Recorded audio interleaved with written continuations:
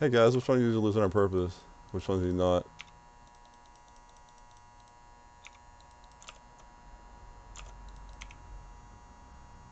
No one talking? Interesting.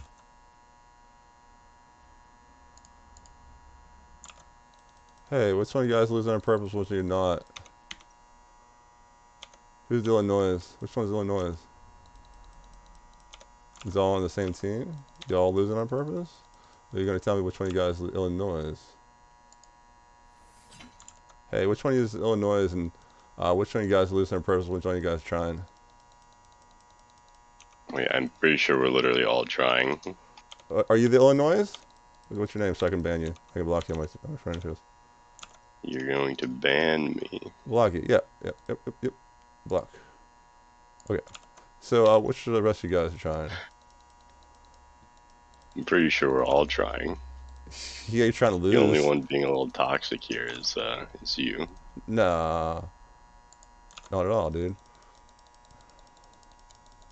You run from battles, dude. Like, I see you not auto-in battles and stuff, man.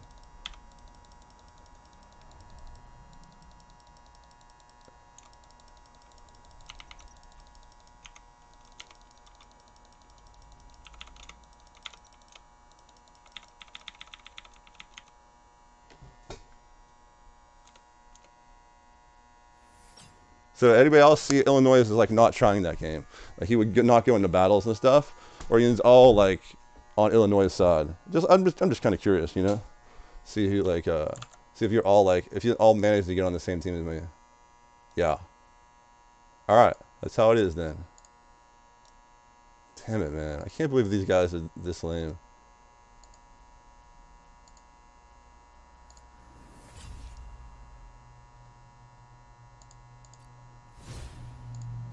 All right. So in that game, I'm gonna mute myself so these guys don't hear me. In that game, like straight up, like we had people who were like straight up losing on purpose. Like I've had them in this before. Okay, so what happens is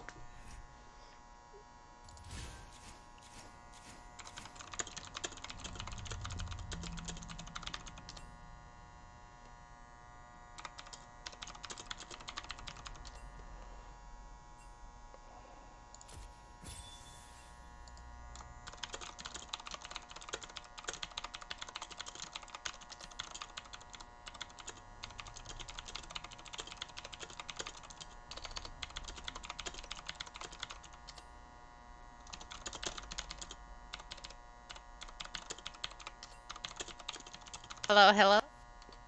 I came to.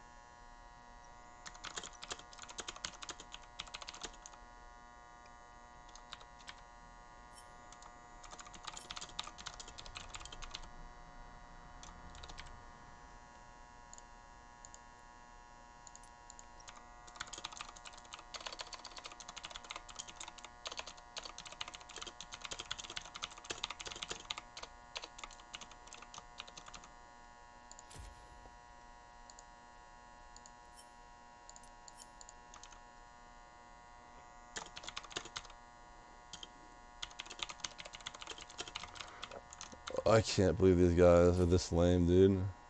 Oh my god. So anyway, that last game, Lulu just drops that she knows some stuff about me that I gave in the game before, right?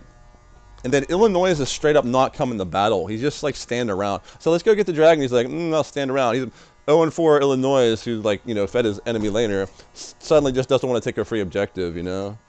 And he's like, no, I'm not losing on purpose. Not me. And that's what these guys do. They first pretend to be your friend, and then they don't. They end up like just being jerks. So I had to block all those guys. Like they're all on the same team. So like they might have known or may not have known. They might have said they could have said something, but they didn't. I said, "Oh, you standing with Illinois?" And they're like, "We'll just be quiet the whole game." When they were very chatty McPherson early in the game. So basically, like Illinois just ran it down, would not come to the free objectives, and then during the battles, they did what the loser on purpose people always do. They just run away from the battle. Oh no, Fiddles is ulting. We better just run away from this. You know, we don't want to get hit with Fiddles Crows on our own team. No, Losing on purpose people, that what they do is they start a battle and they run away from it. It's how you murder people if you're a military person, like it's war is fine. When you're in war and you're killing enemy soldiers and stuff, that's fine. There's nothing wrong with killing someone trying to kill you, right? In battle, right? But there's actually, you can get it's called war crimes when you want to murder your own soldiers on your own team, right? In actual war, by like, say you're the general and you just say, well, they're entrenched with a bunch of machine guns. Send those guys up there, and they just died. I thought it wasn't entrenched as much. You just murdered those people. That's what it is. David murdered Uriah in the Bible, right? He was David during wartime. They told David, okay, you're the king. You can't be fighting alongside us anymore. You're the king. You can't be fighting alongside us. So he had to stay at home, and he did operation at home. It's like chess. You don't want the if you have a good open board and you're winning a lot, you don't want the king mucking around where he can get checkmated, right? So like if the king dies, then that's the hope of the nation a little bit. So they said, David, just stop fighting the battles, and he fought lots of battles. He fought David Goliath. He killed other giants, I believe. He killed many, he fought in a lot of battles, really fierce battles alongside his allies, That's David, So they said stay at home, right? So anyway, he's staying home during in wartime, and he sees this really, really hot chick, she's smoking, what I'm saying? Like, she got it going on, right? And he's like, oh, who's that hot chickadoo down there? So she got me going, right? And she's bringing to my palace, right? So she brings Bathsheba up to his palace, right? And he's like, hey, Bathsheba, I'm the king and everything. And she's like, yeah, I'm your servant. And she's like, you have to do anything I say. And then you know how it goes on. And then, so anyway, David committed adultery with Bathsheba, Uriah's wife, right? And then like a couple days, weeks later, whatever, your Bathsheba goes, hey, David, I'm pregnant, Uriah hasn't been home in like months. They're going to wonder how I got pregnant. I'm going to have to say it was David, or they're going to stone me for being a sleep around chickadoo. And he's like, oh, no. So what David does, he calls up his I think it was Joab at the time, his military commanders. He's like, hey, I gotta send a couple people home. Send Uriah home on leave, so he can like hang out and do civilian stuff for a little bit, and then he can get back with the army, right? So David's hoping Uriah's gonna get home and sleep with like his wife, and he's pregnant. Oh, no one ever knows. But Uriah goes home and he does the noble thing. He's like, I cannot like lay with my wife and enjoy civilian life while I know my fellow soldiers need me in combat. They need me for support, and they're battling. I should not enjoy my wife while they're fighting. And it was godly done. It was a God thing. Not everybody's going to do that. There's nothing. You don't have to be strict like that, like Uriah did. But that was ordained by God, because David's sin had to be exposed. So anyway, Uriah went back to army, and David was like, what do I do now, man? Like, Uriah didn't sleep with his wife, right? He's like, what? Uriah didn't sleep with his wife. What do I do now? So he sends order to his commander, Joab. He said, hey, Joab, check it out. Get Uriah and a couple people and go siege one of those towers that has a bunch of arrows in it, right? And we're all going to just rush it. And then when Uriah goes up there, everybody run away, and it's Uriah versus a bunch of towers shooting at him, right? And that was the military tactic that David did to murder Uriah, right? So Uriah, they go up there, they run up, they start shooting, they run away, Uriah dies. The military commander sends a letter back, David, check it out. We've tried that before. It never worked. Everybody always dies. So why did you basically just murdered Uriah, is basically what the letter was saying. And David was like, well, you know what, okay, I'm in the clear now. He wrote the letter, scolded me for my military tactics. No one wins, no one loses. We're all right. I made a mistake. Everything's okay. No one knows what I really did. Okay. But there is a prophet. A real prophet, not like the fake religions. Fake religions can bring up these prophets all the time. They don't know what they're talking about. Every prophet in the Bible, the prophecy came true 100%. Except for the fake prophets, which were called out already, So every prophet that said something in the Bible, 100% prophecy, 100% right. Psychics, prophets from fake religions, they're all wrong. I mean, they don't even get close to like random chance, right? Like they've done studies on them in university for like since the 70s. You know, what cards here, what cards here. You've seen Ghostbusters and stuff. You know, like they try to see if you have paranormal activity, if these psychics can like guess stuff and stuff, but they cannot. You know, they're not good at the like non-prophets with the power of God have no ability to tell the future. None whatsoever. Like they can't even guess. Not there wasn't a single one. But every single one of God got it right. You know, if you look in the Bible, there's prophecies in the Bible that people didn't even know the guy was prophesizing. Right? He might have been a prophet and said something like it says he'd be born in Jerusalem. I mean, he'd be born in Bethlehem, right? The Messiah would be born in Bethlehem. And it was just something passing away. But then you notice that Jesus was born in Bethlehem, and you're like, wow, you know. Or they'll say like, oh, the best one was like one of the prophets said Cyrus will rebuild the temple.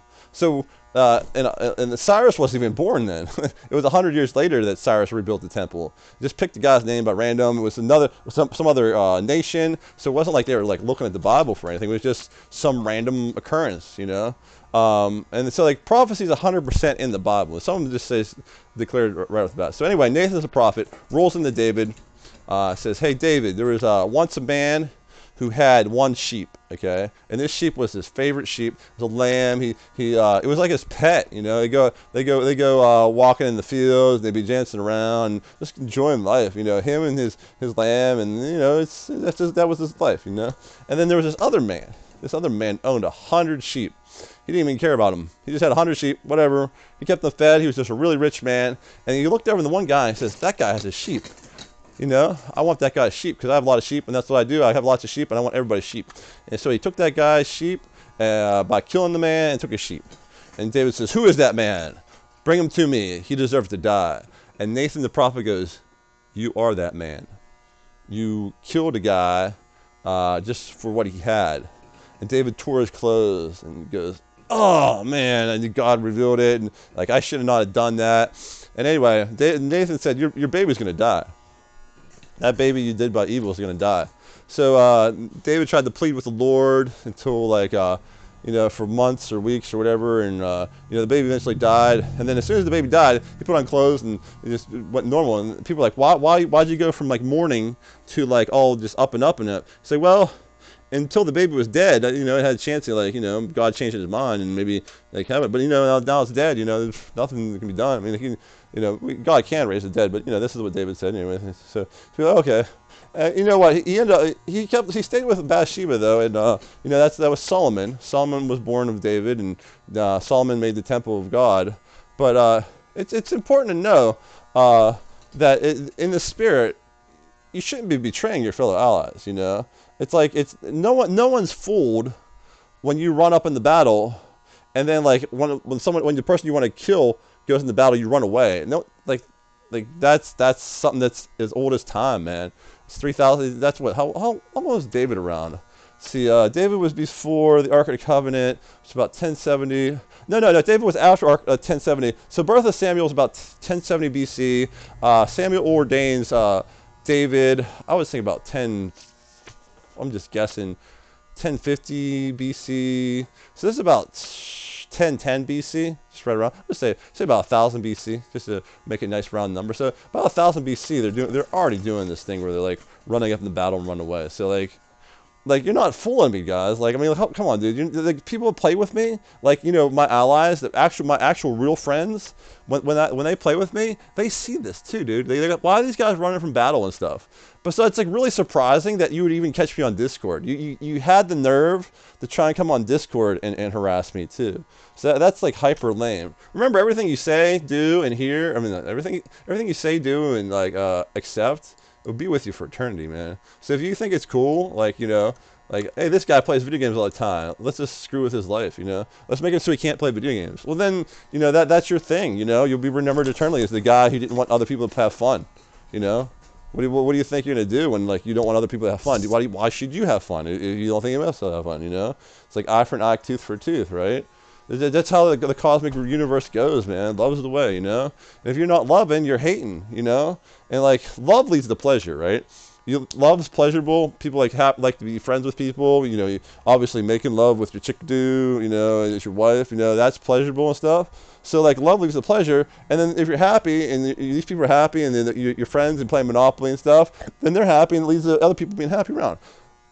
Love spreads like a wildfire. Love does definitely spread like a wildfire, and hate's the same way. You run up and just like clock someone, I'm punch you in the face. I'm freaking retarded like Beavis Butthead. You know, like, and then they're like, oh, why you punch me in the face? Oh, you're stupid. I punch you. You get punched back, man. You know, and then everybody's punching and punching and punching, and then suddenly like, you know, their friends tell you, their friends about you, and their friends tell you, you tell your friends about these guys, and there's like it could be gang warfare. That stuff happens, you know. Hate leads to hate, and then everybody hears about these people hating. You know, the families can start hating, and there's families, no families, and families. Dude, you can set like half the community like hating, right? Can hate, and that leads to more harm, right? And it comes back to you, like, and that's what.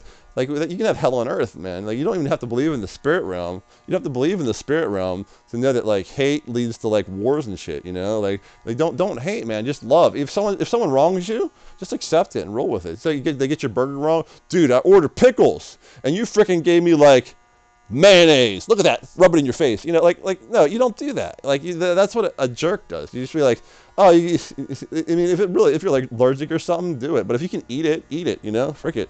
You know, don't waste food. It's a supply chain error. You know what I'm saying? You gotta be able to learn how to roll with things. You know, you don't have to be like, oh, that guy's against us because he says this and I say this and we're tribal and we're against each other. Dude, like, can you break out of that? Like, it's been a year and a half and these guys have been freaking retarded, like trying to be hateful and stuff. And I don't think the word retarded is like a phrase that's insulting to retarded people, because they had no choice in the matter, man. You pray for them to be smarter, you pray for them in heaven to have a hyper intelligence and stuff.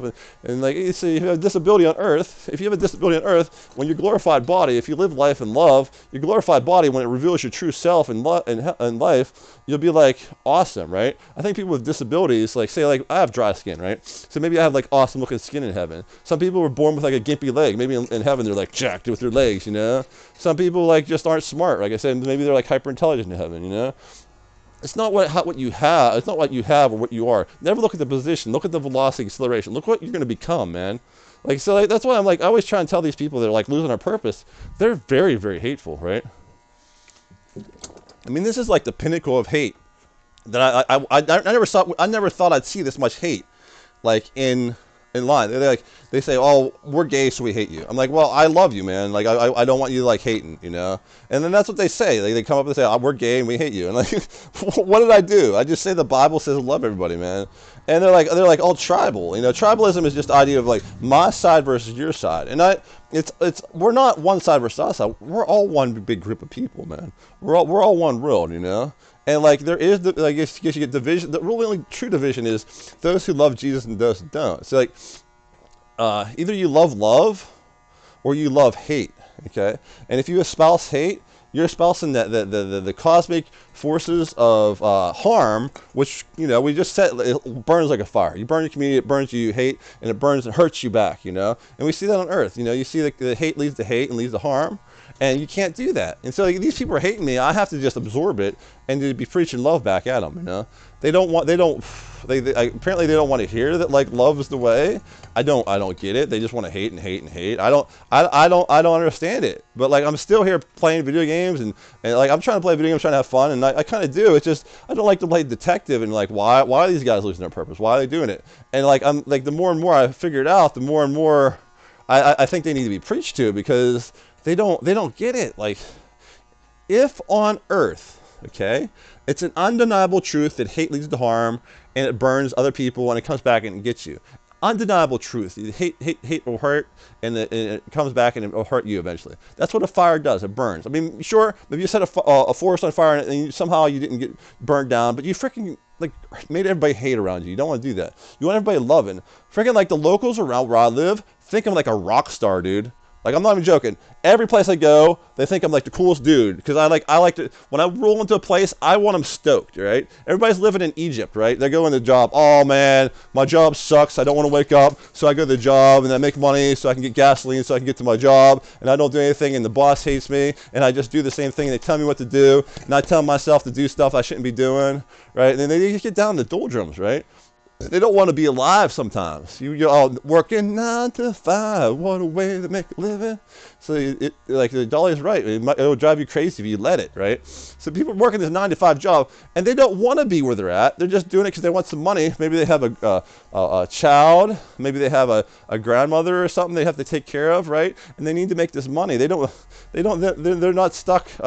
They might have wanted to live the punk lifestyle, you know, go out there and just, you know, dance on like dance in the streets and just enjoy life and maybe skateboard a little bit. Maybe they want to do that, but maybe they can't because they have responsibilities to help other people. You know, not everybody's chasing a dollar because they want to be like the corporate guy at the top. Some people just have to do it. And when you got to do what you got to do, it freaking sucks sometimes. People go into work and they don't want to be in work, man. And the video gamer generation kind of doesn't get it because a lot of people who are afforded to play lots of video games aren't stuck in that position. They don't even know that those people exist, right? But like if the whole house falls down, I mean like the whole falls out, you lose your support group, a bunch of people in your family die disaster, you might be in that group too. Maybe a bunch of people like, you know, people give me an auto accident. You have to work to help them with their bills or something. Like, well, I'm not, like, long story short, these people do exist. It's like a majority of people who are going into the job and like not liking life, right? So when I roll into places, I always like to like talk about jokes and things they might like, and talking about funny things. And they're like, and then you can see their faces light up, and they're like, yeah. And then you roll out there, you know, when you say something really, if you say like a really good joke, they just drop it. Like, you know, I forget what was a good joke we dropped today. I forget all of them, but like. Taught him everything I knew and I forgot it all. And I said, but you drop a joke, and when you just have to drop the bomb, man, you walk away. Oh, there's a good joke someone else told the other day. Freaking at the gym, check it out. We got this man named Tyler, the Tyler. He's like long hair like me, but he's a little bit more jacked and younger, and he loves me. I love him. We were just like, we have long hair, and he thought it was funny, but then we ended up being really good friends. Really good friends, you know. He helped me get groceries one time when I like my car wouldn't start and stuff. I mean, like, we're just straight good friends, man. This is Tyler, right? Anyway, he likes to dance and stuff. I tell him to dance and feel free in public, right? So like he comes rolling in with the cart like at the gym, and he just runs the cart and he's just rolling the cart around like he's dancing with the cart. And like I'm talking with like some chicks that also work with him and know him, and they like him, but like at the same time I'm talking with the chickadoos and he's trying to like get their attention. And then like this one guy who likes hockey, like older guy, he goes, "Hey Tyler, you gotta stop trying that Viagra." And everybody in the gym just dies, man, because you know he looks like he's trying to get hot for the chickadoos, which he kind of was playing and being a goofball. But like it's like you gotta stop experimenting with Viagra, man. Like that guy, that was the funniest thing ever. People were looking at each other like people I didn't know, like are just like this freaking funny, right? So when you blow up, when you go up to places and then you freaking like make them happy, when you straight up make people happy every place you go. I'm not going to tell you something, but this is the secret of life, man. This is the secret of life. Jesus says to love your neighbor, and the best way to love him is make him happy for a little bit. Make him happy, Jimmy Jazz, a little bit. Then, like, every time you go to those places, you're a rock star all of a sudden. You get all this treatment. Yeah, it's that guy. Here, have extra like sides on your food, or like, you know, or like, I mean, I'm not doing it just to get stuff, but I mean, they do give me stuff, man. But like, it's just you make them happy, and then like you can walk into a place, check it out. You could be having a bad day, you just walk in, you're smiley, and you have no jokes or anything. You're just like, it's Jim, it's freaking Jim. And everybody's like, yeah, it's Jim, yeah. And like you get like a round of applause just walking in like a gas station, like, I mean, I'm saying, or like Burger King, and like so you're making these people happy, and they're making everybody happy, and they start getting orders like, dude, it's Jim, and I'm not doing anything, I'm just being there because I was nice to him other days, right? I'm telling you, this is how it's done. I freaking got like a possible fiance at the gym because I was just handing out rings and someone said I do. All right, and I said, did I propose to you? And she's like, tee, yeah, and she walked away. And like it's been weeks and weeks, and we talk a lot, and we talk about like her being a fiance. She's not saying no. I may or may not be married at this point, okay? And it's all because of love. like it's all because of love. You know, like Dairy Queen, people at Dairy Queen love me. They go, you're my favorite person. You come and dance when you come around. You don't care what people say. It's like, yeah, you don't want to be a conformist, man. Conformists are lame, man. You just do what you're going to do. And like I said, like if people think it's weird that I'm dancing, I think it's weird that over 75% of the population are overweight. Maybe they should stop drinking beer and smoking cigarettes and making fat slobs of themselves and instead like enjoy life the way God intended, you know, happiness. Dancing is of the spirit. So I've been dropping it hard. Like the people love me at Burger King, they love me at Dairy Queen. I'm like royalty. They love me at Busy Beaver. They love me at Aldi's. Like, I mean, I'm telling you, dude, this is how it's done. Okay. And so like if you're nice to everybody, you might get like surprise married. I mean, that's how it's done. Don't go on freaking like Tinder for your girl. Don't go on like the website, Instagram, and hope to be like, dude, I want to bang that model. Like she has just she's super hot. Don't be like a loser, dude. Like don't even use that. Pornography is a sin, right? Like you just pray for what you want, and just go out there and love everybody and see what you like. Let God write your love story, man. But I'm going to tell you the secrets. I'm going to tell you a couple more secrets of the universe before we go on, and why love matters and hate's terrible. So love, like I said, even if like you're nice to old ladies and old men, okay, check it out. You don't have to be just nice to the chickadoos. If you're just nice to chickadoos and not the dudes, then like that's what shady people do. You see those people with shifty eyes, like how can I get around? They want to be the Chad. They want to walk up and sneak and take someone's girl. They want to be that new guy from Saturday Night Live that steals girls, you know. Stealing someone's girl is super lame, dude. Like I wouldn't do it. Like I would never do that, man. Like it's like I just like what you want to do is just be nice to everybody. And if there's someone available and they love you, then you love them, right? You know that's how it's done. Love is not something that's forced. Love is something that just comes along whimsically, yeah. So, but like you roll in, you're just nice to everybody. You don't just strictly like just be nice to chickadoos because you want to like, date one. Be nice to the dudes. Be, hey, dude. Be like, dude. Dude, you know if you write dude with 2 zeros, O's in the middle, and put it in the mirror, never mind.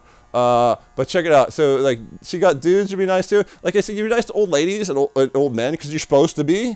They're supposed to respect your elders, right? They have grandchildren, dude. Like, and they know people with grandchildren. They know other people. So what happens is you become so nice with everybody in the community that the whole community knows you. They talk about you. That guy's nice. He's always nice to me. He did this, did this, did this. And then you become like a local famous person. Like a rock star thinks he's going to roll in the place and everybody's going to like him. I'd be like, freaking Metallica? What'd you do? You banned Napster? But people give me crap. Or like, you know, if you're famous for like a movie, what do you be like famous like, let's get a movie, if someone would be famous for a movie you wouldn't want to be known for, let's think. I can't even think of any movies in the recent things, but like, oh, maybe like Rick Moranis. You know, he's like a nerd. He's like, hey, the nerd's there. Hey, nerd, what's going on? Like, dude, I'm just trying to order like some tacos, dude. You know, I'm a famous guy, yeah, but like I'm order tacos. Hey, nerd, whatever, dude. Give me a taco. Give that nerd a taco. Dude, leave me alone. I'm just trying to think. So like, famous people and rock stars think their fame is gonna like make everybody love them, right? But sometimes people like famous people just get made fun of or they get stopped. Hey, I want an autograph and stuff. It's like, but I don't need to catch the bus. I mean, obviously the famous person's not going to get the bus, but I need to get there. I got to pick up some stuff. I got an appointment, you know, there. No, give me an autograph. Oh, you know, this guy, you know, Sylvester Stallone's a jerk. Couldn't write an autograph for me. I'm not a jerk. I just had to get to like the dentist, dude. Like, is there something wrong with that? I thought you had perfect teeth. Just leave me alone. You know, so like famous people get harassed, right? But everybody thinks famous people will roll on the paper like it's a rock star. But if you're loving to everybody, check it out. If you're loving to everybody and you make everybody's day better, you are the rock star everybody wanted to be, right? You roll on the place. It's that guy. I get like freaking rounds of applause to people. People make up songs for me. Like my chickadoo is like Jim. I can't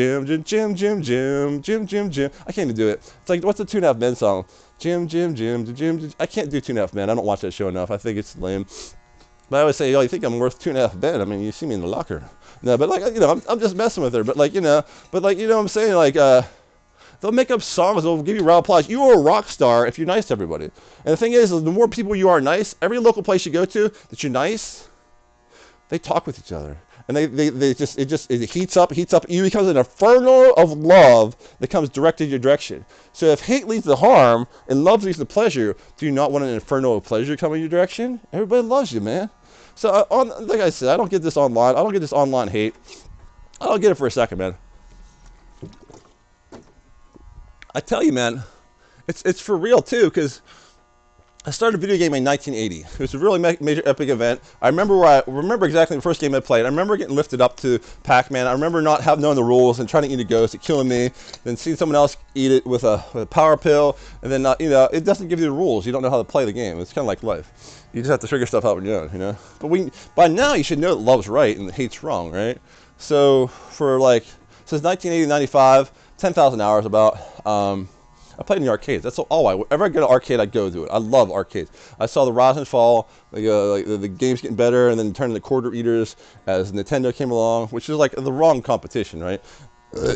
If you got competition, you want to make your good lower price and higher quality video games end up going down the tubes and charging more. So they basically seppuku'd themselves, right? But like, long story short, 15 years of video game playing, over 10,000 hours. I saw not one incident hate. Zero. No one hated at all. And if you think I don't know what I'm talking about, I have friends that were in the arcades. 1980 to 95, just like me. They played just as much as me. We were addicted to video games. You know how many instances of hate they saw?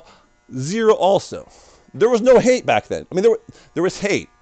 But the arcades, we did not see it personally, okay? We didn't see hate because it wasn't as big of a thing. Right now, hate's incredibly thing. What hate does is it justifies bullying.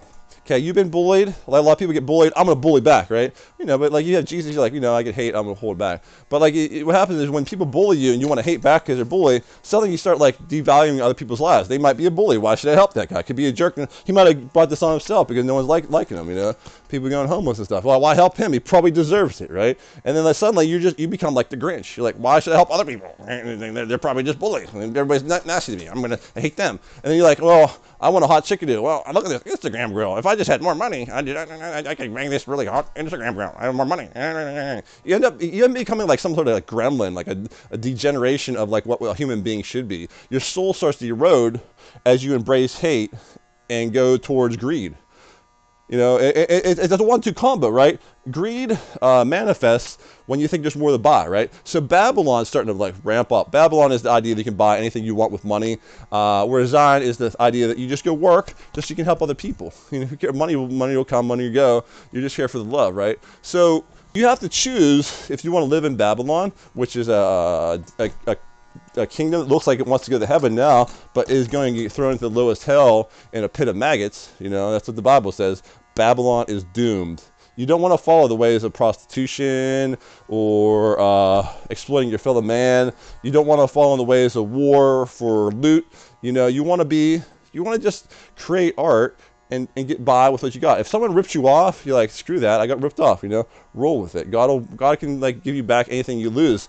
But God cannot restore your soul if you willingly choose to reject Jesus and embrace greed, hate, and exploitation of other people. You know, like, you have to be able to accept Jesus. You have to accept love. If you don't accept love, then all you got is hate, man. If you don't accept the Creator for what He made, then you're accepting the corrupter for blame gaming and stuff. You know, that's what the blame game was invented by the devil, right? Adam blamed Eve. Eve blamed the devil. Who did Satan accuse? Think about the word Satan. The word Satan means accuser. So for certain, he accused God. He's like, well, it's your fault. They sinned, right? And God did nothing wrong, right? He's like, God's like, Jesus and God's looking like, we didn't do anything wrong. We made this giant paradise, and you guys decided to, like, you know, get corrupted, right? And like, you know, God and Jesus could at that point be like, you know, forget it. We're gonna go to some other dimension. You just got the devil, Adam and Eve, and all the descendants, whatever, get screwed. You know, he thought, but he can't do that because God is love. So even though God was not to blame for the corruption of man, Jesus never did anything wrong. He came to earth and got crucified to save us. So what happens? Jesus says, well, you don't blame something, you know. It's like, I don't deserve the blame, but I want to take the blame off of Adam, off of Eve, and because they accept me. You know, to take the blame off of it. But like, the devil isn't accepting Jesus for taking the blame off of, so he is not forgiven unless you know, submits before Jesus and stuff. That's a cosmic thing. And he doesn't. The best part is like, the devil doesn't have to submit before Jesus for the rest of all humanity to survive. I mean, it's tragic. The guy wouldn't relent and is stupid. Like thousands of years later, but like, that's how it goes. You don't want to be with the devil, man, because the devil's not in charge of hell, man. The devil is not in charge of hell. He's suffering down. He's going to suffer down there just like anybody else. He just hates you, you know. He doesn't want you to see the truth that loves the way. And the thing is, like, when we finally reel it back into it, you know, even if you don't believe in any of the spirit stuff, and I can prove the spirit stuff is real. If you don't believe in any of the spirit stuff, you know, on earth, love leads to like people being happy, and they get stoked and they make other people happy, and we're all bouncy, we're all dancing, you know. But then like, hate leads to people fighting and hurting each other. Like, oh, I hate you so bad. You hurt me, and I hurt you so bad. I want to take you down. You got the Hatfields and McCains, you know. They're going to take each other down. Bloods and the Crips. They're going to take each other down. They're going to fight to the last. That's the ultimate thing of hate. And there's no end to hate. Just like there's no, I mean, like, well, hate suffers and dies. Eventually, people relent in hating in hell. They're like, what am I doing? And they're just in hell getting beat up. You know, it's like you eventually just, you know, it's like millions and millions of years of fighting, you know, and pain. Like, why don't we just stop? We don't stop. We don't, you know. So you don't want to be in that pain that lasts forever. You don't want that, you know. You don't want time to burn, man. You want to be burning with love right now. You know, you burn with love right now. Then you burn with love for eternity. Follow Jesus and stuff. Jesus says to love in all cases. You know, he healed people. He never hurt anybody. He fed them. He gave people their dignity back. I mean, there's nothing not to love about Jesus. He gave women their dignity when at a time when women were treated like property and not educated and stuff. I mean, Jesus is a really nice guy, man. He's perfect and loving and stuff. So I don't know why, because I stand for him, that people will think it's okay to hate me. It's like, we won't get into tribalism, but there's groups of people that will straight up and go, Jim, we hate you because what you stand for is the Bible. And I'm like, well, I just want everybody to know they should love, you know? And like, if you hate me for saying everybody should know how to love, well, they hated Jesus first, you know? So I don't care. I don't care who hates me. I'm going to tell you the truth. I don't care if the majority says I'm wrong. I don't care if the majority says that, because the majority is not always right. Mark Twain has a quote that says, when you find yourself on the side of the majority, it's time to take, what do you say? It's time to take a good look at your life. You know, what is it? Not assertion, but assessment of your priorities or something like that. Because, like, the mob mentality and stuff, and that is just bad. So, like I said, you got these people that hate me, they want to lose on purpose, and I'm just trying to tell them that love is the way. Because Jesus told me that a long time. Praise Jesus. Glory to God, the Father, Son, and Holy Spirit, man. Out there in life, I just told you a secret how to get your chickadee. Close the Tinder off and just be nice to people locally. Every store. So check it out. Do you know how to fix computers? I bet you there's a lot of stores, local mom and pop stores. Be like, hey, I can fix computers. You need help? Like, oh, dude, you just fix my computers. Don't ask anything in return. They will help you out eventually, though. You know, it helps your reputation. Your reputation, like I said, leads to more people happy around you. Oh, that guy, we like that guy. You know, we like that guy. Then suddenly they invite you over for parties and stuff. You know, and that's cool. You know, then you make me chickadee there, right? I'm telling you, the secret to life right now, guy. Secret to eternal life is love. Go out there and work for other people, even if they don't give you stuff. Sure, get your head above water. You know, you don't have enough money to get by. This is what's happened a lot with Biden inflation and stuff, which I said was coming. But we're not talking politics here. Like I said, the stuff's tough to get by. You have to get your head above water. Get your head above water. If you're doing all right, like I'm doing all right today, I got my stuff out together. So I come here to preach a little bit, tell you about the way, you know. You know what I'm saying? Like, love. Go out there and be nice to people. Go help as many people as you can. If you don't have them out fix computers, go mow people's lawns. Don't mow people's lawns, you know, maybe like wax on. Go like ask if they need their house washed or something, you know. Like go to people and say, hey, how can I help you? Like, well, I want to pay you. I was like, I don't need money, you know. But if they really want to hear, I'll donate to your church or something. You're like, well, whatever. You know, just try to be nice to people around you. And sometimes, you know, some people don't want to be bothered, and don't bother them. That's the way to help them. Like they always say, when they first teach about Christianity as a little kid, tell a little kid, you go out there and just make everybody happy, okay? So there's like a 5-year-old little girl. Say, well, I like eating ice cream. It makes me happy. So she goes out and goes, I got a couple pennies and quarters and dimes and nickels. Goes out and buys ice cream at Dairy Queen and goes, here, have an ice cream. And people are like, little girl, I'm diabetic. I can't eat your ice cream. She's like, but have ice cream. I want to make you happy. And he's like, well, it's not making me happy. I'm diabetic. That would kill me. She's like, oh, okay. How about you? You want ice cream? And he's like, I just ate, little girl. I just ate. I can't have an ice cream right now. I can't handle it. And then meanwhile, the ice cream is melting. And she's like, no one want ice cream. I want to be nice to people. And so the little girl wants to be nice. In her heart, she wants to be nice, but she doesn't know how to do it right because she's the little girl, doesn't know like how people work, right? But as an adult, anybody watching this video, by now, you should know what people like and what they don't. You should be out there nice, give them good conversation, upbeat conversation. Maybe help, like I said, help mow their lawn. Maybe like trim their hedges, you know. Maybe do their driveway, you know. Maybe go out into the river and pick up some like stones and like give them stones for their driveway. I'm actually, the reason I said that because I'm gonna go out and get some shells. Those little shells you find in the rivers. They look like seashells, but they're really small. Everybody just throws them away. You put them in with some Easter egg dye, and then you put some glitter in them, and it suddenly looks like a really cool treasure. And you put some gems in it, it suddenly looks like clam treasure, like it'd be at the bottom of the aquarium. I'm making my cuz, it's her birthday's coming up tomorrow, birth party, and I'm gonna make her a bunch of shells for, like, I'm gonna call it a dragon hoard. It looks so pretty, so I better get to that. You know, it was a good talk. God bless you guys out there. I hope you follow Jesus, man. I hope you go out and try to figure out how to help everybody, because it really does come back to you. It really does come back to you. Love's the way, and praise Jesus forever.